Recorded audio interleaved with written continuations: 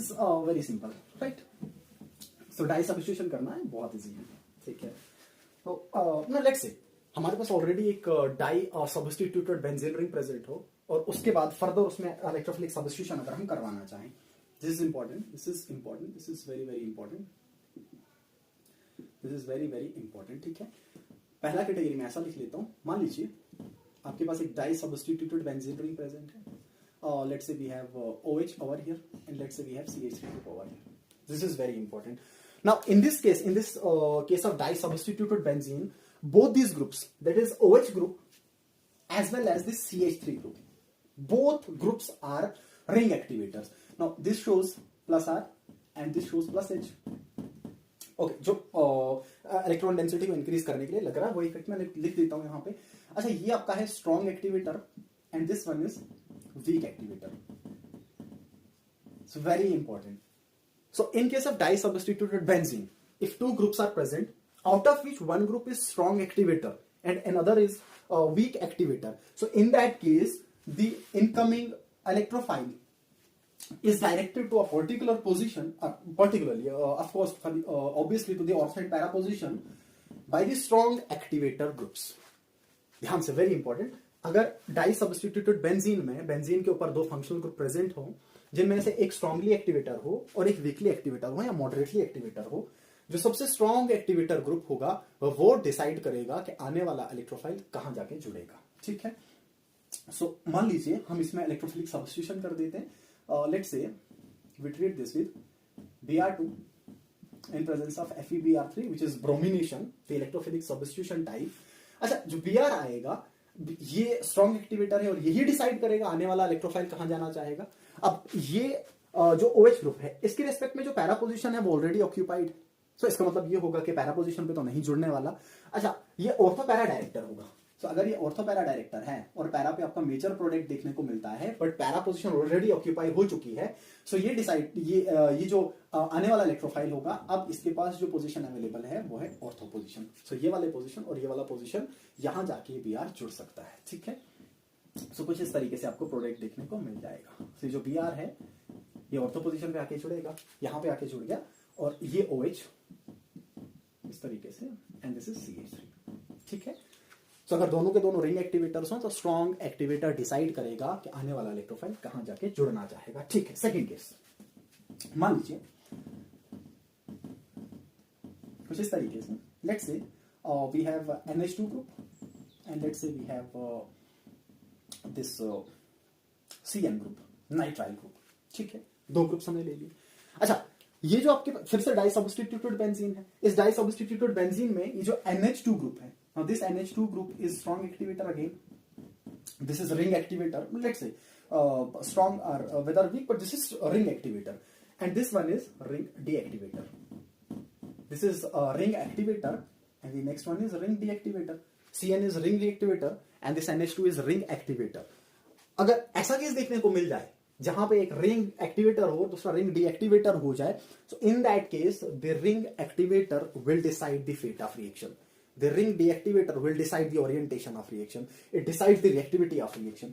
So आने वाला electrophile इस केस में अगेन लेट्स से ब्रोमिनेशन कर देते हैं इन प्रेजेंस ऑफ FeBr3, आने वाला जो इलेक्ट्रोफाइल होगा वो कहां पे जाके जुड़ेगा उसको रिंग एक्टिवेटर डिसाइड करेगा। एंड अगेन रिंग एक्टिवेटर आपका ऑर्थो पैरा डायरेक्टर होते हैं बट पैरा पोजीशन ऑक्यूपाई हो चुकी है, सो फिर से आपका ऑर्थो पोजीशन बच जाता है। सो ये जो Br है ये जाके ऑर्थो पोजीशन पे जुड़ जाएगा, दिस में ये Br यहां पे जुड़ेगा and this NH2 will be as such and this CN, ठीक है। अच्छा, तीसरा कैटेगरी मैं यहीं से बता देता हूं आपको। मान लीजिए आपके पास डाई सब्स्टिट्यूटेड बेंजीन रिंग हो और जहां पे एक दोनों के दोनों ग्रुप आपके डीएक्टिवेटर्स हो, दोनों के दोनों ग्रुप्स डीएक्टिवेटर्स देखने को मिल जाए, तो उस केस में जो स्ट्रांगली डीएक्टिवेटर फंक्शनल ग्रुप होगा वो डिसाइड करेगा कि आने वाला इलेक्ट्रोफाइल कहां जुड़ेगा। This is very very important. अगर आपके पास डाई सब्स्टिट्यूटेड रिंग हो और डाई सब्स्टिट्यूटेड रिंग में दोनों के दोनों ग्रुप रिंग डीएक्टिवेटर्स हो, तो उस केस में स्ट्रॉन्ग डीएक्टिवेटर डिसाइड करेगा कि आने वाला इलेक्ट्रोफाइल कहां जुड़ना चाहेगा। ऐसा क्यों होगा? क्योंकि स्ट्रॉन्ग डीएक्टिवेटर क्या करेगा, बेसिकली ऑर्थो और पैरा पोजीशन पे इलेक्ट्रॉन डेंसिटी को बहुत कम कर देगा। जब ऑर्थो और पैरा पोजीशन पे इलेक्ट्रॉन डेंसिटी को बहुत कम कर देगा तो उसके कंपैरिजन में मेटा पे डेंसिटी अच्छा खासा रहेगा जो स्ट्रॉन्ग डीएक्टिवेटर्स होंगे। So that is why meta directors तो होंगे, बट स्ट्रॉन्ग डीएक्टिवेटर वाला डिसाइड करेगा as compare to weak deactivator कि आने वाला इलेक्ट्रोफाइल कहां जाएगा। सो वहां पे आप स्ट्रॉन्ग डीएक्टिवेटर के हिसाब से चलना चाहेंगे, ठीक है। अच्छा, इसके बाद बात कर लेते हैं कुछ इंपॉर्टेंट क्वेश्चंस की। मान लीजिए नीट लेवल के कुछ क्वेश्चंस की हम बात कर लेते हैं, कुछ क्वेश्चंस मैं बना देता हूं,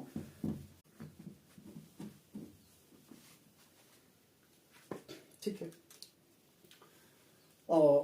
सो let's do some question based on the same concept. मैं कुछ क्वेश्चंस बना देता हूं जो एंड पे सेम कॉन्सेप्ट पे बेस्ड होंगे, दैट इज ऑर्थोपैरा डायरेक्टर और मेटा डायरेक्टर्स पे ही बेस्ड होंगे। मान लीजिए कुछ इस तरीके से, let's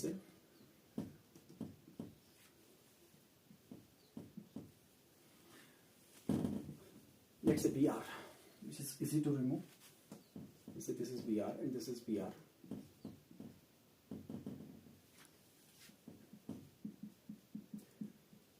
Treated with alcoholic KOH, which is taken in excess. Okay. We get A. Let's say this A is passed through retrotyron tube. We'll get B. Let's say this B is treated with nitrating mixture and then with BR2 in presence of FeBr3. Okay, this is important question. It's very good question. It's a very very good question. ठीक है, अगर आप खुद solve कर पा रहे हैं तो खुद से ही सॉल्व कर सकते हैं। अगर इनके सब सॉल्व ना कर पाए तो आप सोल्यूशन देख सकते हैं, ठीक है। तो हमें ये सी प्रोडक्ट बनाना है। ओके, सो हमारे पास जो गिवन है दैट इज विसिनल डाइहैलाइड, विस डाइहैलाइड गिवन है, विस डाइब्रोमाइड गिवन है। So the given substrate है that is vicinal dibromide. Okay, and this vicinal dibromide is treated in the first step. It is treated with alcoholic KOH, which is present in excess. Now remember this: when alkyl halides are treated with alcoholic KOH, they undergo beta elimination. They undergo dehydrohalogenation. अब excess में present है, so यहाँ से Br, यहाँ पे hydrogen है. This is obvious, hydrogen और hydrogen, ठीक है. यहाँ से Br और बीटा पोजिशन से ट्रांस एंटी पेरिप्लेनर वाला हाइड्रोजन, ये Br और बीटा पोजीशन से ये हाइड्रोजन हट जाएगा और यहां पे एक डबल बॉन्ड जनरेट हो जाएगा। यहां पे एक डबल बॉन्ड जनरेट दिखने को मिल जाएगा क्योंकि एक्सेस में दे रखा है। तो फिर से ये वाला Br और साथ से ये वाला हाइड्रोजन, बीटा पोजीशन से ये वाला हाइड्रोजन भी रिमूव हो जाएगा। सो कुल मिला के यहां से Br, यहां से Br, यहां से हाइड्रोजन और यहां से हाइड्रोजन रिमूव हो जाएगा और आपके पास जनरेट हो जाएगा, यहां पे CH बचेगा और यहां पे भी CH बचेगा। सो दिस इज CH और ट्रिपल बॉन्ड CH। कुछ इस तरीके से ए प्रोडक्ट जनरेट हो जाएगा, that is acetylene. So A is acetylene, very important, ठीक है। अगेन हमने क्या किया, विस डाइब्रोमाइड्स को अल्कोहलिक KOH के साथ ट्रीट किया and they undergo dehydrohalogenation, they undergo dehydrohalogenation, they undergo beta elimination and form acetylene. Acetylene आपके पास बन जाएगा। Now when this acetylene is pass through red hot iron tube, it undergo cyclic polymerisation, right? When acetylene is passed through red hot iron tube, it undergoes cyclic polymerization. So it undergoes cyclic polymerization. And when it undergoes cyclic polymerization, it forms benzene. It's very important. So B क्या बन जाएगा? B हमारे पास generate हो जाएगा benzene ring. ये benzene ring generate हो जाएगा। इसके 3 मोल, एसिटाइलिन के 3 मोल जब साइक्लाइजेशन करेंगे, जब साइक्लिक पॉलीमराइजेशन करेंगे तो आपके पास बेंजीन का फॉर्मेशन हो जाएगा, ठीक है। तो जब एसिटाइलिन को पास किया जाएगा, जब इथाइन को पास किया जाएगा रेड हॉट आयरन ट्यूब से, so it forms benzene ring. अच्छा, इस बेंजीन रिंग को सबसे पहले हम क्या कर देते हैं, नाइट्रेटिक मिक्सचर के साथ ट्रीट कर देते हैं। When benzene ring is treated with nitrating mixture HNO3 and H2SO4, now this is nitration simply, right? This is nitration of benzene ring and nitrobenzene is formed. So हमारे पास बनेगा नाइट्रोबेंजीन, एनोड नाइट्रोबेंजीन जनरेट हो गया, ठीक है।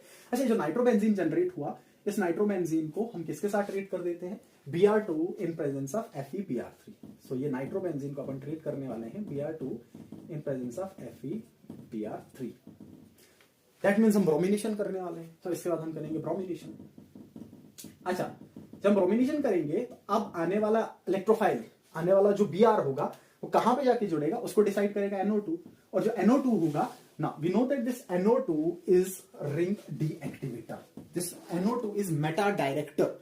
सो ये NO2 meta director होगा क्योंकि show करेगा -R, सो माइनस आर शो करेगा, so this is meta director. So आने वाला बी आर कहां पे जुड़ेगा, मेटा पोजीशन पे जाके जुड़ेगा, इधर टू दिस पोजीशन और टू दिस पोजीशन, इन दोनों में से एक पोजीशन पे जाके अटैच कर जाएगा कुछ इस तरीके से। सो बी आर जाके यहां पे अटैच हो गया और यहां पे NO2 प्रेजेंट था।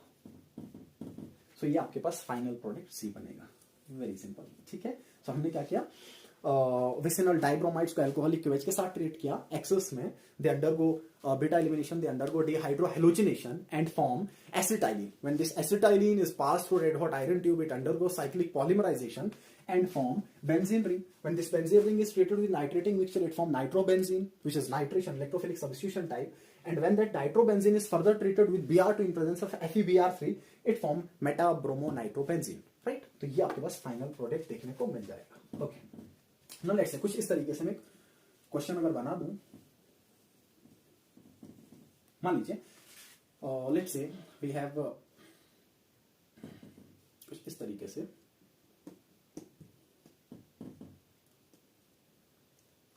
okay,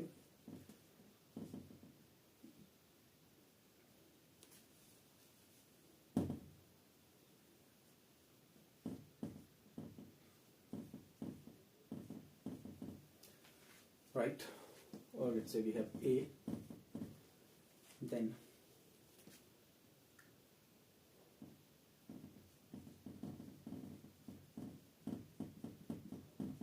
let's say B, and then this B is treated with let's say, okay,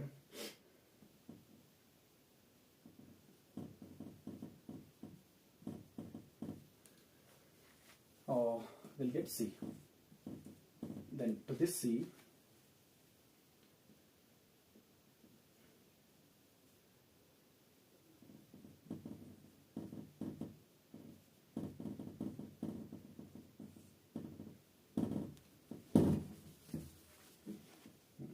right,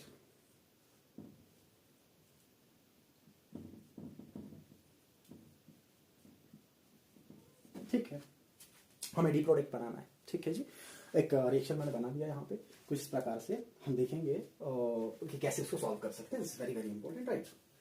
सारे के सारे जो कॉन्सेप्ट एनसीईआरटी बेस्ड हैं, जितने भी मैंने रिएजेंट्स ले रखे हैं सारे के सारे एनसीईआरटी से बेस्ड हैं, ठीक है। So the given substrate is this is 1 2 3 4 5 6 7, the given substrate is heptane, this is an heptane, very important, ठीक है। सो हमारे पास जो गिवन सबस्ट्रेट है वो एन हेप्टेन है। जब इस एन हेप्टेन को हम हीट करेंगे 773 केल्विन टेम्परेचर पे इन 10 to 20 atm प्रेशर पे, in presence of Cr2O3, in presence of Al2O3, in presence of Mn3O4, in presence of let's say V2O3, it undergoes cyclization. This is important. So ये सबसे पहले क्या करेगा, it undergoes cyclization. It undergoes cyclization और cyclization के बाद यह dehydrogenation करेगा और डिहाइड्रोजनेशन करने के बाद it undergoes aromatization. It undergo aromatization. Again, this N-heptane on treatment with Cr2O3 or V2O3 or Mn3O4 or Al2O3 at 773 Kelvin temperature in 10 to 20 atm pressure, it undergoes cyclization first and then it undergoes dehydrogenation, results in the aromatization and formation of benzene ring. This is important, ध्यान से सुनिएगा। 7 carbon आपके पास available है but 7 carbon का ring नहीं बनेगा, वो stable ring नहीं होगा, 6 मेंबर का रिंग बनेगा। सो ए जो बनेगा आपके पास प्रोडक्ट कुछ इस तरीके से होगा, you get a benzene ring, ये बेंजीन रिंग अपने पास बनेगा एंड क्योंकि 7 कार्बन थे सो एक आपके पास मिथाइल ग्रुप इस तरीके से अटैच देखने को मिलेगा। सो फॉर्मेशन हो जाएगा टॉलिन का, टॉलिन का फॉर्मेशन बहुत इंपॉर्टेंट, ठीक है। जैसे हेक्सेन से जब हेक्सेन का एरोमेटाइजेशन, साइक्लाइजेशन और एरोमेटाइजेशन होगा तो उस टाइम पे आपके पास फॉर्मेशन होगा बेंजीन का। सिमिलरली जब एनहेप्टेन का साइक्लाइजेशन और एरोमेटाइजेशन होगा तब टॉलिन का फॉर्मेशन होगा, ठीक है जी। अच्छा, इस टॉलिन को हमने ट्रीट कर रखा है कॉन्सेंट्रेटेड KMnO4 के साथ। नाउ दिस कॉन्सेंट्रेटेड KMnO4 ये काम क्या करेगा सर, इसका बहुत इंपॉर्टेंट काम यहां पे देखने को मिलेगा, benzylic oxidation, very important, benzylic oxidation. So concentrated KMnO4, remember this, concentrated hot concentrated KMnO4 का काम क्या होगा, benzylic oxidation। और ये benzylic oxidation जब करेगा तो ये जो आपके पास टॉलिन होगा, मैं यहां पे ड्रॉ कर लेता हूं, ये जो टॉलिन हमने बना दिया जब इस टोलिन को आप KMnO4 कॉन्सेंट्रेटेड KMnO4 के साथ ट्रीट करेंगे, एसिडिक KMnO4 के साथ ट्रीट करेंगे, बेंजाइलिक ऑक्सीडेशन हो जाएगा और ये जितना भी पार्ट CH3, चाहे ये CH3 हो या इससे ज्यादा भी पार्ट हो, सारा का सारा आपका कार्बोक्सिलिक एसिड में कन्वर्ट हो जाता है। सो आपके पास फॉर्मेशन हो जाएगा बेंजोइक एसिड का, this COOH। So benzoic acid is formed. So this is B product. ये आपके पास बी प्रोडक्ट बनेगा। ए प्रोडक्ट में क्या क्या, जब N-हेप्टेन को आपने Cr2O3 के साथ ट्रीट किया, हीट किया हाई टेम्परेचर पे और 10 to 20 ATM प्रेशर पे, साइक्लाइजेशन हो जाएगा, एरोमेटाइजेशन हो जाएगा और आपके पास टोलिन का फॉर्मेशन होगा। When this toluene is treated with hot concentrated KMnO4, then benzylic oxidation takes place and benzoic acid is formed. This product B is benzoic acid. Now this benzoic acid is then treated with, अब इस benzoic acid को हम किसके साथ treat करने वाले हैं? This benzoic acid is treated with soda lime, which is NaOH and CaO. Soda lime is a mixture of NaOH and CaO, which is taken in 3:1 ratio. ये 3:1 ratio में आपको देखने को मिलेगा और ये कर देगा decarboxylation, which is very very important, ठीक है। सो ये क्या कर देगा, सोडा लाइम का काम क्या होगा, डीकार्बोक्सिलेशन, और ये जितना भी आपका पार्ट होगा ये कार्बन डाइऑक्साइड के फॉर्म में रिमूव हो जाएगा, सो ये जितना भी कार्बोक्सिलिक एसिड वाला पार्ट है ये सारा का सारा पार्ट रिमूव हो जाएगा, डीकार्बोक्सिलेशन हो जाएगा। This is very important. तो यहाँ पे क्या होने वाला है, यहाँ पे होगा डीकार्बोक्सिलेशन। सोडा लाइम किसके लिए यूज हो जाएगा, डीकार्बोक्सिलेशन के लिए, डीकार्बोक्सिलेशन, और ये सारा का सारा पार्ट रिमूव हो जाएगा। तो आपके पास सिर्फ क्या बचेगा, ओनली बेंजीन, यहां पे बच जाएगा सिर्फ बेंजीन रिंग। सो ये आ जाएगा आपका सी। सोडा लाइम के साथ ट्रीट करने पे आपका डीकार्बोक्सिलेशन हो जाएगा and only benzene is left. Now this benzene is then treated with, इस बेंजीन को हम ट्रीट कर दे रहे हैं HNO3 and H2SO4, that is nitration is done. और जब इसका नाइट्रेशन हो जाएगा HNO3 and H2SO4, we get nitrobenzene. Very simple, right.